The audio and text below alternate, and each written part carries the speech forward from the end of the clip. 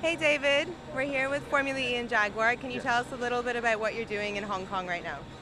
I'm just here to support the Jaguar racing team. Jaguar back in racing for the first time in 12 years. Obviously they've chosen Formula E. It is the future. You know, that's true.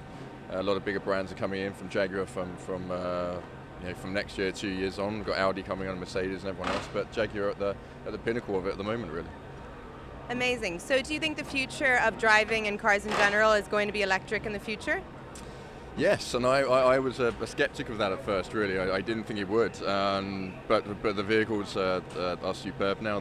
We finally got the ranges up on how far you can sort of drive them without them having to be charged.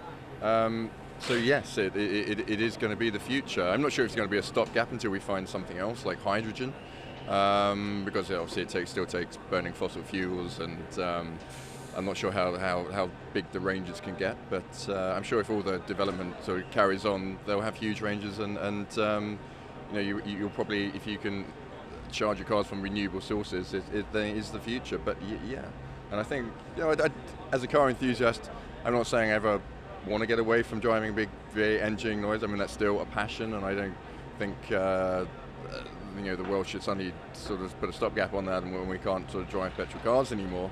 But of course, if there's a lot of two-car families in the world, and most of them do not need two petrol cars or two diesel cars. So if we at least get down to like sort of 50% of people driving electric cars, and that's a great start. So you're a car enthusiast. Can you tell us how you first learned how to drive a car? I first learned, I think I went out with my granddad, actually. My granddad and then my mum. We went out into a little place in the country. So I first drove a car. And then I learned when I was 17. The first thing I did, my 17th birthday, and I think that morning I had a lesson, and that's where it all started. What kind of cars, if I went into your garage, could I expect to find? So obviously I'm a big Jaguar fan. Family's always been, and I've been working with them since about 2008. So I got a Jaguar F-Type, which is just my dream at the moment. And then I've got a couple of classics. I totally restored a 1960 Mercedes-Benz. I didn't restore it. I couldn't restore anything.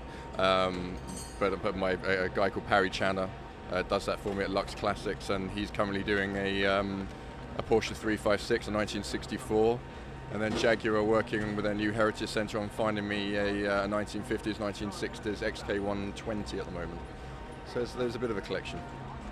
What kind of things are you looking forward to during the Formula E event today? I'm very new to it, and obviously the Jaguar team are as well. So it's all a new experience. Not quite sure what to expect. I was just talking to the drivers, and it's a whole different racing experience. There's a lot to think about in there. I don't know how they do it. They have to be talented at not just driving, but all the electronics and recharging the batteries and getting out of one vehicle, getting into the other. It's hugely complicated. So there's many factors going to affect the driving today and affect the outcome. So as well as the fan boost. So the fan boost can affect a driver's positioning as well, which is great for the fans to be able to get involved.